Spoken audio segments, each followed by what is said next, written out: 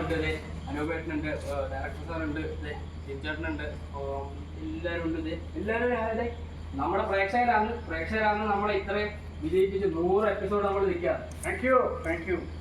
അപ്പോൾ കേക്ക് മുറുക്കാനായിട്ട് പോവാണ്. ലൈവില് എല്ലാവരെയും കാണിച്ചുകൊണ്ടിരിക്കുക. എല്ലാവരുടെയും സമ്മതത്തോടു കൂടി 100ാമത്തെ എപ്പിസോഡ് നമ്മൾ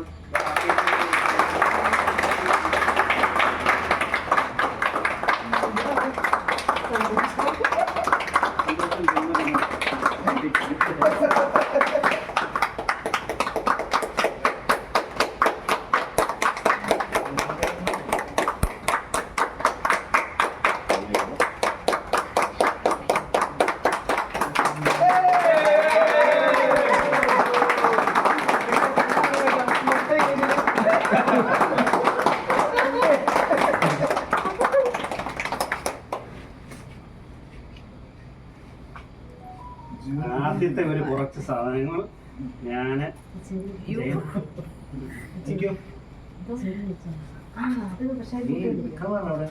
ചെറിയ മുട്ടയില്ല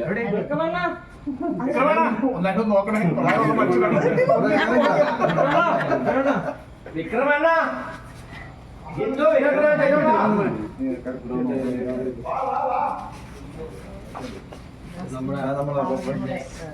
നമ്മുടെ ശക്തി എല്ലാവരും കട്ട് ചെയ്ത്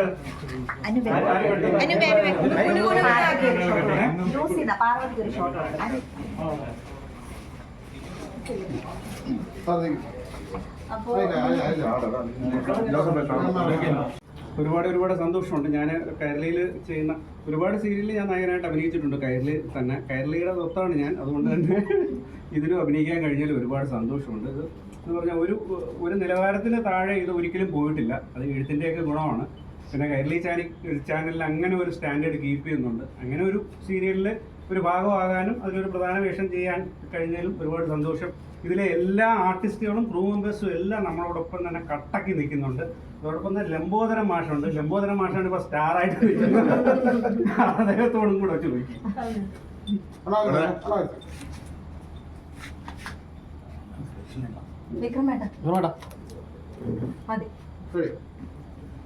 വളരെ സന്തോഷം.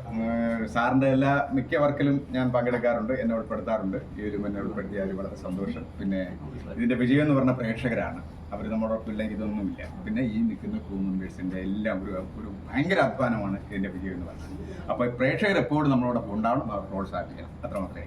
ക്രൂ മെമ്പേഴ്സിനല്ല എന്താ പറയുന്നത്,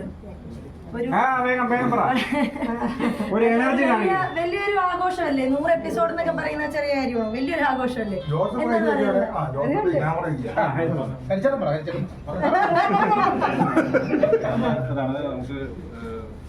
ഞാനൊരു സൗണ്ട് എഞ്ചിനീയർ നൽകി എനിക്ക് കുറച്ച് ബുദ്ധിമുട്ടുള്ള ലൈഫ് സൗണ്ടാവും. പക്ഷെ എന്നാലും എല്ലാവരും നന്നായിട്ട് സഹകരിക്കുന്ന ആർട്ടിസ്റ്റുകളൊക്കെ അവർ ദേഷ്യപ്പെടാറൊന്നുമില്ല പറഞ്ഞാലും.